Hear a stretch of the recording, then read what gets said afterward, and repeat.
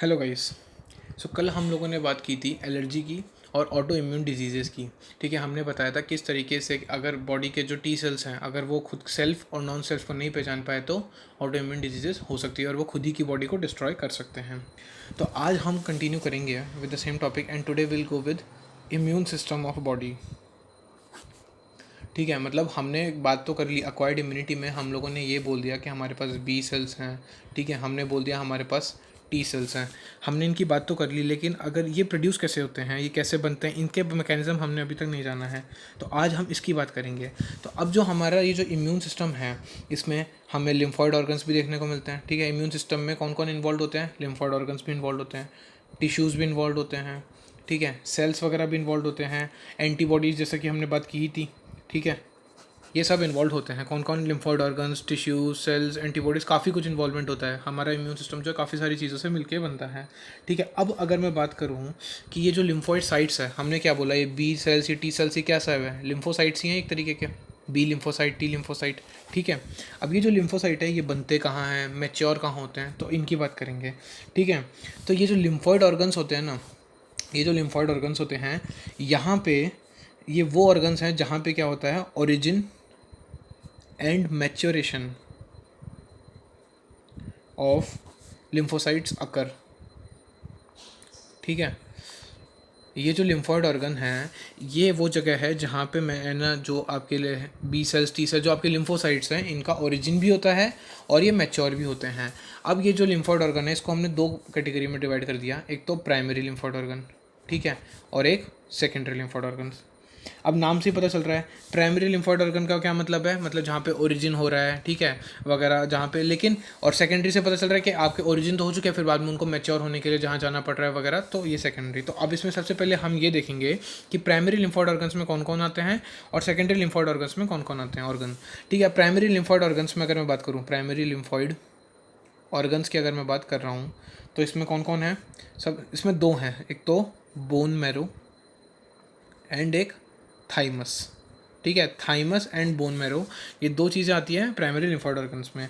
Secondary lymphoid organs में अगर मैं बात करूँ तो इसमें काफ़ी कुछ आता है, जैसे कि स्प्लीन, ठीक है, लिम्फ नोड्स, टॉन्सिल्स, ठीक है, पेयर्स पैचेस। अब ये पेयर्स पैचेस कहाँ होते हैं, ये आप लोगों ने 11th में पढ़ा होगा कि जो आपके पेयर्स पैचेस होते हैं वो आपको स्मॉल इंटेस्टाइन में देखने को मिलते हैं। ठीक है, तो ये सारी की सारी चीज़ें जो हैं वो आती है सेकेंडरी लिम्फॉइड ऑर्गन्स में। अब इनके बारे में हम डिटेल में बात करेंगे। तो सबसे पहले अगर मैं बात करता हूँ तो प्राइमरी लिम्फॉइड ऑर्गन्स जो हैं उनमें क्या होता है, ठीक है, जैसे बोन मैरो हो गया, थाइमस हो गया, तो शुरू करते हैं थाइमस से। ठीक है, अब जैसे कि थाइमस है तो सबसे पहले तो ये कहाँ पे लोकेटेड है, थाइमस कहाँ मिलेगा, तो मैं बता दूँ थाइमस जो होता है वो एक लोब्ड ऑर्गन होता है। ठीक है, मतलब इसमें एक लोब मिलते हैं। ठीक है, थाइमस के अंदर लोब्यूल्स मिलते हैं अलग अलग ऐसे। ठीक है, अब वो जो लोब्ड ऑर्गन तो है ये मिलता है दिल के पास, नियर हार्ट। ठीक है, ये हार्ट के पास देखने को मिलेगा, बीनीथ ब्रेस्ट बोन, जो ब्रेस्ट बोन होती है उसके नीचे, और जो हार्ट के पास देखने को मिलेगा, कौन? थाइमस। ठीक है, ये एक तरह का लोब्ड ऑर्गन हो गया जो कि हार्ट के पास मिलता है। अब अगर मैं थाइमस के बारे में और बात करूँ तो अब जब बर्थ होता है तो ये इसकी साइज़ बहुत लार्ज होती है। ठीक है, साइज़ होती है लार्ज कब? At the time of birth, birth के टाइम पे इसकी साइज़ होती है वो लार्ज होती है, लेकिन जैसे जैसे एज बढ़ती जाती है थाइमस की साइज़ होती है वो कम होती चली जाती है। ठीक है ना, ये जो है ये एट्रोफी होने लग जाती है इसकी, और with the time of puberty, जैसे ही प्यूबर्टी आती है इसकी साइज़ बहुत ज़्यादा रिड्यूस हो जाती है, एकदम स्मॉल साइज़ का हो जाता है ये, ना के बराबर। ठीक है, तो मतलब थाइमस जो है वो आपका कब इफेक्टिव है? बर्थ से लेके प्यूबर्टी तक। ठीक है, अब इसके अलावा मैं बात करूँ, अब सबसे पहले थाइमस के अंदर, तो थाइमस क्या करता है? थाइमस करता है जो भी आपके जो इमेच्योर जो होते हैं लिम्फॉइड ऑर्गन्स, स्टार्टिंग में जो भी आपके इमेच्योर लिम्फॉइड ऑर्गन्स होते हैं, ठीक है, उनको ये कन्वर्ट करता है, डिफ्रेंशिएट करता है उनको, किसमें? एंटीजन सेंसिटिव लिम्फोसाइट्स में। अब इसका क्या मतलब हुआ, तो देखिए क्या होता है कि आपके जो लिम्फोइड ऑर्गन्स हैं वो स्टार्टिंग में इमेच्योर होते हैं, ठीक है, वो बिल्कुल भी मैच्योर नहीं होते, उनको पता नहीं है उनको फंक्शन क्या है, उनको आगे जाके क्या परफॉर्म करना है। तो उनको थाइमस क्या करता है, डिफ्रेंशिएट करता है, उनको ये डिफ्रेंशिएट करता है ताकि उनको पता लग पाए कि उनका रोल क्या है, ठीक है। मतलब अपन क्या बोलते हैं, ये जो लिम्फोसाइट्स होते हैं, बी लिम्फोसाइट्स है, टी लिम्फोसाइट, इनका क्या रोल होता है, एक तरीके से एंटीबॉडी का रोल प्ले करते हैं, ठीक है ना। एंटीबॉडी का रोल प्ले करते हैं, तो मतलब कि एंटीबॉडी कब बनेगी, जब कोई एंटीजन आएगा, इसीलिए इनको हमने बोला एंटीजन सेंसिटिव। तो जैसे ही एंटीजन आया, ये सेंसिटिविटी इनकी बढ़ी और ये अल्टीमेटली ये आ जाएंगे, ठीक है, इम्यून सिस्टम में लड़ने के लिए। तो अल्टीमेटली थाइमस क्या कर रहा है, जो आपके इमेच्योर लिम्फोइड ऑर्गन्स हैं उनको डिफ्रेंशिएट कर रहा है ताकि वो एंटीजन सेंसिटिव लिम्फोसाइट्स में कन्वर्ट हो सकें, ठीक है। ये आ गया थाइमस का रोल। अब बोन मैरो की बात करते हैं। तो जो बोन मैरो होती है ये एक मेन ऑर्गन है। क्यों ये मेन ऑर्गन इसलिए है क्योंकि यहाँ पे all the blood cells are produce, जितने भी ब्लड सेल्स होते हैं अपने पास आरबीसी हो गए, अपने पास डब्ल्यूबीसी हो गए, अपने पास प्लेटलेट्स हो गए, वो सारे के सारे जितने भी ब्लड सेल्स होते हैं वो सारे के सारे यहाँ पे प्रोड्यूस होते हैं, ठीक है, यहाँ पे प्रोडक्शन होता है, सारे ब्लड सेल्स का यहाँ पे प्रोडक्शन होता है, इसलिए ये जो होता है मेन ऑर्गन बोलेंगे अपन इसको, ठीक है। अब अगर मैं बात करूँ तो बोन मैरो का काम भी वही है, बोन मैरो ले लो या थाइमस ले लो, दोनों का काम यही है, क्योंकि ये प्राइमरी लिम्फोइड ऑर्गन्स है, इनका दोनों का फंक्शन यही है कि जो आपके इमेच्योर लिम्फोइड ऑर्गन्स हैं, है ना, उन लिम्फोइड आपके जो भी इमेच्योर हैं इनको डिफ्रेंशिएट करके एंटीजन सेंसिटिव लिम्फोसाइट्स में कन्वर्ट कर देना, ताकि उनको पता लग जाए कि उनका रोल क्या है, ठीक है। अब ये तो यहाँ पे इन लोगों ने क्या किया, अल्टीमेटली उनको बता दिया कि भैया आपका फंक्शन क्या है, तो आपको ये काम करना है, ठीक है। तो ये इन्होंने कर दिया स्टार्टिंग में मैच्योरेशन, एक तरीके से आप ये बोल सकते हो, डिफ्रेंशिएशन कर दिया। अब आती है बात किसकी, सेकेंडरी लिम्फोइड ऑर्गन्स की। अब सेकेंडरी लिम्फोइड ऑर्गन्स क्या करेंगे भाई, इतना काम अगर प्राइमरी लिम्फोइड ऑर्गन्स ने कर दिया तो अब सेकेंडरी क्या करेंगे, अब वो करेंगे कि मान लीजिए एंटीजन आ गया, ठीक है, एंटीजन आ गया, इनको पता है कि भाई साहब एंटीजन आ गया और हमारा ये रोल है, हमको जाके लड़ाई करनी है, लेकिन इनको मिलाएगा कौन, एंटीजन को एंटीबॉडी से मिलाएगा कौन, तो ये सेकेंडरी लिम्फोइड ऑर्गन्स करते हैं। ये क्या करते हैं, ये इंटरेक्शन करवाते हैं, ठीक है, इंटरेक्शन करवाते हैं। एक तरीके से आप ये मान लीजिए कि आप स्कूल में हैं, ठीक है, और आपका एक दोस्त जो है वो अपने दूसरे दोस्त से आपको इंटरेक्ट करवा रहा है, तो ये एक तरीके से मीडिएटर का काम कर रहे हैं, ठीक है, ये इंटरेक्शन करवा रहे हैं लिम्फोसाइट्स का। लिम्फोसाइट्स जो हमने अभी अभी बनाए, जो हमने डिफ्रेंशिएट किए, उन लिम्फोसाइट्स का एंटीजन के साथ इंटरेक्शन करवा रहा है ताकि वो दोनों एक दूसरे को जाने पहचाने और फिर लिम्फोसाइट्स ख़त्म कर दें एंटीजन को। तो ये इंटरेक्शन करवाते हैं, ठीक है। अब ये जब इंटरेक्शन करवाएंगे तो मतलब ये एक्टिवेट हो गए, हमारे लिम्फोसाइट्स एक्टिवेट हो गए और ये किस में कन्वर्ट हो जाएंगे, इफेक्टर सेल्स में। मतलब कि ये अल्टीमेटली ये एंटीबॉडीज़ जो होती है ये आगे जाके एंटीजन को फिर ख़त्म कर देती है, तो इफेक्टर सेल्स बोलते हैं। जो आपका जो इम्यून सिस्टम जो होता है, ये इम्यून रिस्पॉन्स जो प्रोड्यूस करते हैं जो सेल्स, उनको बोलते हैं हम, ये क्या कर प्रोड्यूस कर रहे हैं, इम्यून रिस्पॉन्स प्रोड्यूस कर रहे हैं, इसलिए हमने इनको नाम क्या दिया है, इफेक्टर सेल्स की। अल्टीमेटली फाइनल काम करेंगे ये लोग, ठीक है। तो प्राइमरी लिम्फोइड ऑर्गन्स का काम क्या था कि primary lymphoid organs immature lymphoid जो आपके ये जो हैं लिम्फोसाइट्स हैं, ठीक है, उनको डिफ्रेंशिएट करके उनको एंटीजन सेंसिटिव लिम्फोसाइट्स में कन्वर्ट करते हैं। जबकि जो सेकेंडरी आपके लिम्फोइड ऑर्गन्स हैं, ठीक है, ये ऑर्गन्स हैं, सेकेंडरी ऑर्गन्स जो हैं ये इंटरेक्शन बैठाते हैं लिम्फोसाइट्स का एंटीजन के साथ ताकि वो लोग इंटरेक्ट कर पाएँ, ठीक है। अब जैसे हमने सेकेंडरी लिम्फोइड ऑर्गन की बात की तो उसमें एक सबसे इंपॉर्टेंट आता है, हमने अभी बात की थी स्प्लीन की, तो स्प्लीन के बारे में कुछ बताते हैं। तो स्प्लीन जो होता है एक बीन शेप्ड ऑर्गन होता है, राजमा जैसा, ठीक है, बीन शेप्ड ऑर्गन होता है स्प्लीन, ठीक है। अब स्प्लीन क्या करता है, स्प्लीन के अंदर क्या क्या प्रेजेंट होता है, ठीक है, स्प्लीन के अंदर लिम्फोसाइट्स प्रेजेंट होते हैं एक तो, ठीक है, लिम्फोसाइट्स जैसे कि हम देख ही चुके हैं, यहाँ पे ये इंटरेक्शन करवाता है तो लिम्फोसाइट्स होंगे प्लस फैगोसाइट्स प्रेजेंट होंगे, ठीक है। क्योंकि स्प्लीन जो होता है ना उसके अंदर जाके जो आरबीसी वगैरह है वो डिस्ट्रॉय होते हैं, तो उसमें एक तो फैगोसाइट्स प्रेजेंट हो गए जैसे कि मैक्रोफेजेस हो गए और लिम्फोसाइट्स प्रेजेंट होते हैं, ठीक है। अब स्प्लीन के कुछ फंक्शंस देखें, स्प्लीन के फंक्शंस क्या क्या हैं। तो स्प्लीन का फंक्शन है, पहला अगर मैं बात करूँ तो ये ब्लड को फिल्टर करता है, ठीक है, ये ब्लड को फिल्टर करता है। कैसे, जो भी माइक्रो ऑर्गेनिजम्स वगैरह होते हैं ब्लड के अंदर उसको ये ट्रैप कर लेता है, माइक्रो ऑर्गेनिजम्स को ट्रैप कर लेगा, तो अब ब्लड के अंदर वो ब्लड फिल्टर हो गया, ऑब्वियसली बात है क्योंकि ब्लड के अंदर सिर्फ एक माइक्रो ऑर्गेनिजम्स ऐसी चीज़ है जो हमको नहीं चाहिए, जो बाहर से आए हैं, फॉरेन चीज़ें हैं जो हमारे काम की नहीं है, बाकी तो सब अपना ही है, तो ये फिल्टर कर लेगा ब्लड को, तो वही है सारा कचरा वगैरह सब निकाल देगा और जो शुद्ध ब्लड है वो पहुँचा देगा, तो एक तरीके से ऐसे बोल सकते हैं, ठीक है। प्लस ये रिजर्वायर होता है एरिथ्रोसाइट्स का, एरिथ्रोसाइट्स मतलब आरबीसी, एरिथ्रोसाइट्स, एरिथ्रोसाइट्स का दूसरा नाम, आरबीसी का ही दूसरा नाम है एरिथ्रोसाइट्स, ठीक है, उसका रिजर्वायर होता है, मतलब एक्स्ट्रा अगर आरबीसी की कमी पड़ गई तो स्प्लीन में से निकल के जा सकते हैं, ठीक है, एक्स्ट्रा आरबीसी को ये स्टोर करके रखता है, तो ये काम हो गया आपका स्प्लीन का, ठीक है। अब ऐसे ही हमने बात की थी सेकेंडरी ऑर्गन, हमने एक तो स्प्लीन बोला था, एक लिम्फ नोड्स का हमने नाम लिया था। तो लिम्फ नोड्स की अगर मैं बात करूँ तो अगर मैं बात करूँ आपके लिम्फ नोड्स की, तो जो लिम्फ नोड्स होते हैं ये होते हैं सॉलिड स्ट्रक्चर होते हैं, ठीक है, ये सॉलिड होते हैं। अब ये जो होते हैं ये पूरे के पूरे अलग अलग जो लिम्फेटिक सिस्टम हमारा बॉडी में जो लिम्फेटिक सिस्टम है उसमें हर जगह मिलेंगे, पूरी बॉडी में जहाँ जहाँ लिम्फेटिक सिस्टम है वहाँ वहाँ लिम्फ नोड मिलेंगे। ऐसा नहीं है कि एक ही जगह तक रहेंगे, जैसे स्प्लीन एक जगह है, आपका बोन मैरो एक जगह है, थाइमस एक जगह है, पर लिम्फ नोड्स पूरी बॉडी में आपको फैले हुए मिलेंगे, ठीक है, पूरी की पूरी बॉडी में होते हैं। ये क्या करते हैं, ये ट्रैप करते हैं माइक्रो ऑर्गेनिजम्स को, ये माइक्रो ऑर्गेनिज्म को ट्रैप करते हैं। एक फंक्शन तो हमने देख ही लिया सेकेंडरी लिम्फोइड ऑर्गन्स का कि वो इंटरेक्शन करवाता है एंटीजन का लिम्फोसाइट से, और दूसरा फंक्शन इनका अलग अलग है, जैसे ये ट्रैप करते हैं माइक्रो ऑर्गेनिजम्स को, और दूसरा अब माइक्रो ऑर्गेनिजम्स को ट्रैप कर लेंगे तो वही ना, अब मैंने बोला इंटरेक्शन करवा रहा है, तो इंटरेक्शन कैसे करवाएगा, इंटरेक्शन तभी करवाएगा ना जब इसके पास एंटीजन होंगे, ठीक है, एंटीजन होंगे और वहाँ से लिम्फोसाइट लेकर आ गया, ठीक है। अब एंटीजन कैसे आएंगे, माइक्रो ऑर्गेनिज्म से आएंगे, माइक्रो ऑर्गेनिजम्स आएंगे, उसको ये ट्रैप कर लेता है, तो इसका मतलब ये एक्टिवेशन करवा देगा लिम्फोसाइट्स का, ठीक है, लिम्फोसाइट्स यहाँ पे एक्टिवेट हो जाएंगे। कैसे, इंटरेक्शन आ जाएगा, क्योंकि इन्होंने क्या किया, माइक्रो ऑर्गेनिजम्स को ट्रैप कर लिया, माइक्रो ऑर्गेनिजम्स ही तो एंटीजन सिक्रीट करते हैं, तो इन्होंने माइक्रो ऑर्गेनिजम को ट्रैप कर लिया, उधर से लिम्फोसाइट आए बोन मैरो थाइमस से होते हुए, बस एक्टिवेशन हो गया और वो किल कर देंगे इनको। तो ये हमारा जो था प्रोसीजर हो गया। अब अगर मैंने एक चीज़ और मैं बताऊं, जैसे ये जो बोन मैरो और जो थाइमस की मैंने अभी बात की, तो ये लोग क्या करवाते हैं, इमेच्योर लिम्फोसाइट्स को डिफ्रेंशिएट करवाते हैं। तो मतलब एक तरीके से मैं ये बोल सकता हूँ कि ये लोग एक तरीके का एनवायरनमेंट प्रोड्यूस करवाते हैं, ठीक है, एक तरीके का ये लोग एनवायरनमेंट प्रोड्यूस करवाते हैं ताकि इन लोग का डिफ्रेंशिएशन हो जाए, मतलब उस तरीके का माहौल बनवाते हैं। जैसे अपन बोलते हैं कि कोई भी चीज़ को, जैसे अपन बोलते हैं कि जैसे अपन कुछ पिघलाना होता है, जैसे अपन को अगर ना आयरन वगैरह पिघलाना होता है तो एक पर्टिकुलर टेम्परेचर देना होता है, या किसी भी चीज़ का मैं बताऊँ तो अगर होता है तो अपन को एक तरीके का एक पर्टिकुलर सेटअप करना पड़ता है, ठीक है, जैसे आप इंडस्ट्रीज़ वगैरह भी होती है तो उसमें इतने इतने टेम्परेचर पे इतने डिग्री पे ये होगा, फिर ऐसे बनेगा, तो ये सारा प्रोसीजर होता है। उसी तरीके से बॉडी में भी जो इमेच्योर लिम्फोसाइट्स है उनको डिफ्रेंशिएट करने के लिए एक एनवायरनमेंट चाहिए होता है, तो वो environment bone marrow thymus produce करवाते हैं, ठीक है, यहाँ तक बात हो गई। इसमें एक चीज़ और लास्ट अगर मैं बोलूँ, एक माल्ट करके एक चीज़ है, ठीक है, MALT, फुल फॉर्म क्या है, mucosa associated lymphoid tissue, mucosa associated lymphoid tissue. ये जो माल्ट है, ठीक है ना, ये लगभग अगर मैं बात करूँ तो ये लगभग जो मेन ट्रैक्ट्स होते हैं हमारे, जैसे कि हमारा देखो डाइजेस्टिव ट्रैक्ट हो गया, ठीक है, रेस्पिरेटरी ट्रैक्ट हो गया, ठीक है, एक यूरोजेनाइटल ट्रैक्ट हो गया, ये मेन ट्रैक्ट में कोई लाइन करता है, ठीक है, ये जो होता है मेन ट्रैक्ट्स पे प्रेजेंट होता है, ये क्या करता है, ये भी अब क्योंकि लिम्फॉइड टिश्यू है तो फंक्शन तो सेम है इसका भी, वही माइक्रो ऑर्गेनिज्म को किल करना और लिम्फोसाइट्स वगैरह को एक्टिवेट करना। तो ये जो होता है ये बॉडी के अंदर 50% से ज़्यादा लिम्फॉइड टिश्यू को बनाता है।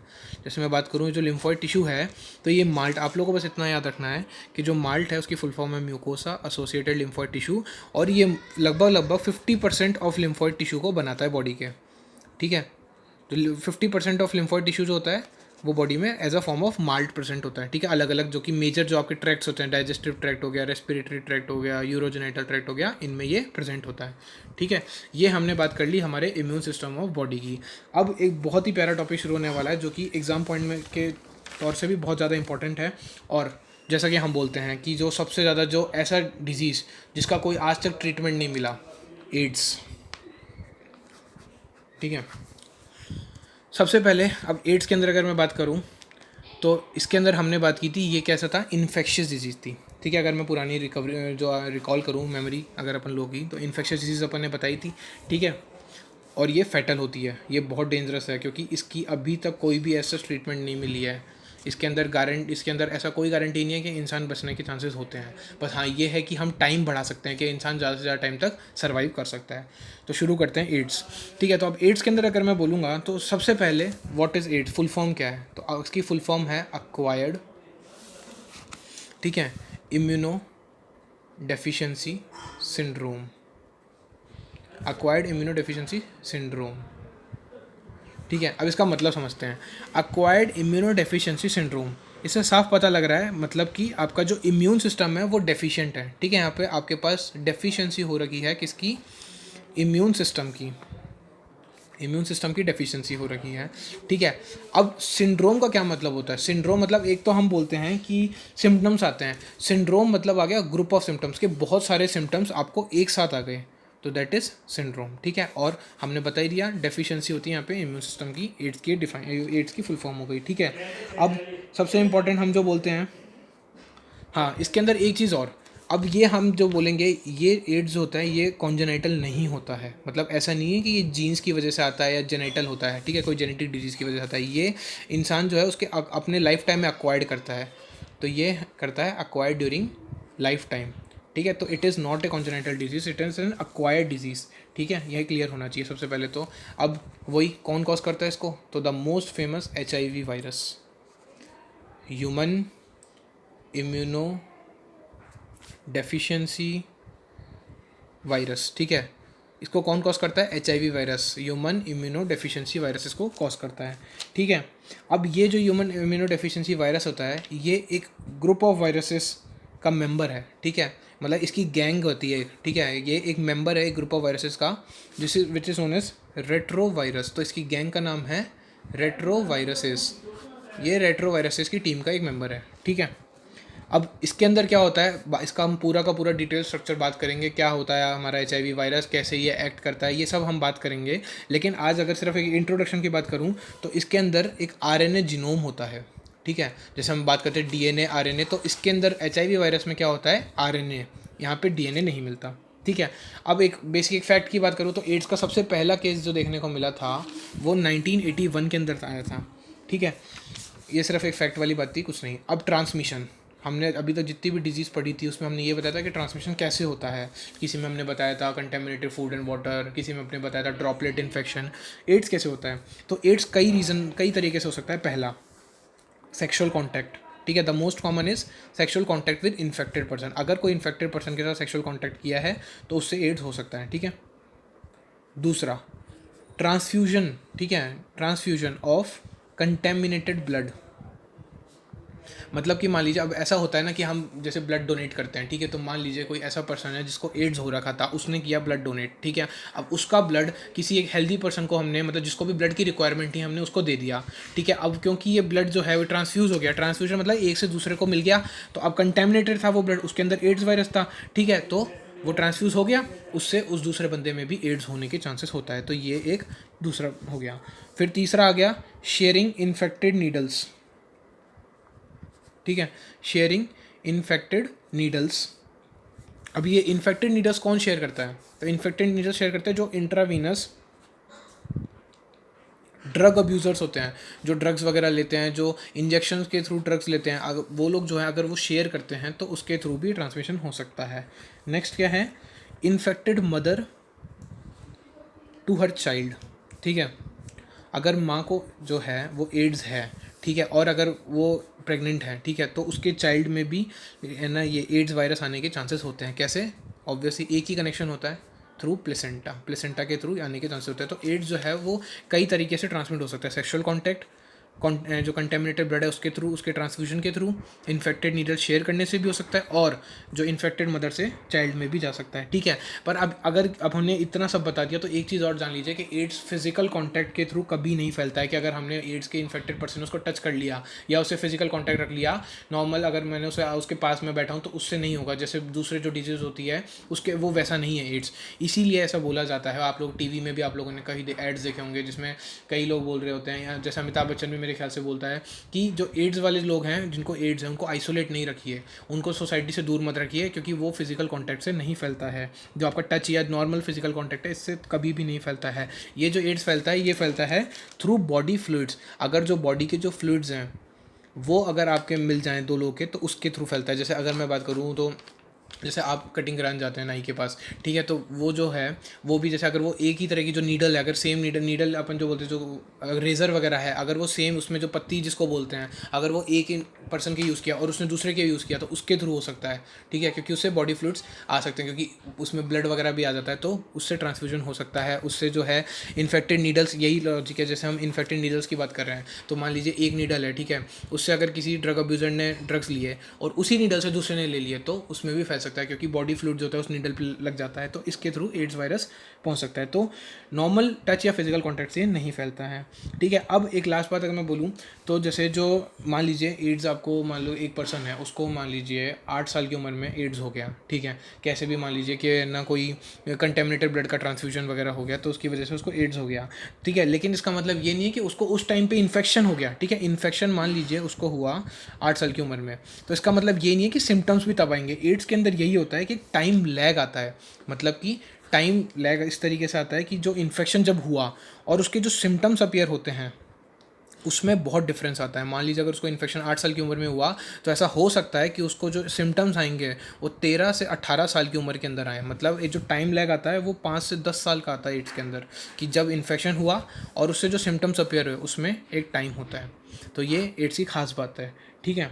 तो ये हमें क्या बोलते हैं, टाइम लैग। अब इसके अंदर एक चीज़ और है कि जो ट्रांसफ्यूजन ऑफ कंटेमिनेटेड ब्लड, मतलब ऐसा बोला जाता है कि जैसे कंटेमिनेटेड ब्लड का ट्रांसफ्यूजन, ठीक है, तो हम ऐसे ये आपके एनसीईआरटी में बोला गया है कि ऐसे बहुत सारे है ना, मतलब लोग होते हैं जिनको रिपीटेड ब्लड ट्रांसफ्यूजन देने की ज़रूरत होती है, मतलब उनको बार बार जैसे हर 15 दिन या हर 1 महीने में ब्लड की ज़रूरत पड़ती है। तो ऐसे कौन होते हैं, ऐसे लोगों को कौन सी डिजीज़ होती है? तो इसके अंदर एक एग्जाम्पल आता है हीमोफीलिया। हीमोफीलिया एक ऐसी डिजीज़ है जिसके अंदर रेगुलर ब्लड की रिक्वायरमेंट होती है, मतलब हर आपको महीने 15 दिन के अंदर आपको ब्लड की ज़रूरत होती ही होती है, क्योंकि उसमें से ब्लड का लॉस होता रहता है बॉडी के अंदर। तो ब्लड की ज़रूरत, अगर ब्लड नहीं मिला तो बंदा मर जाएगा। तो ऐसी कई सारी डिजीज़ होती है, ठीक है। एड्स के बारे में हम बाद में कल पूरा डिटेल में डिस्कस करेंगे। आज के लिए इतना ही।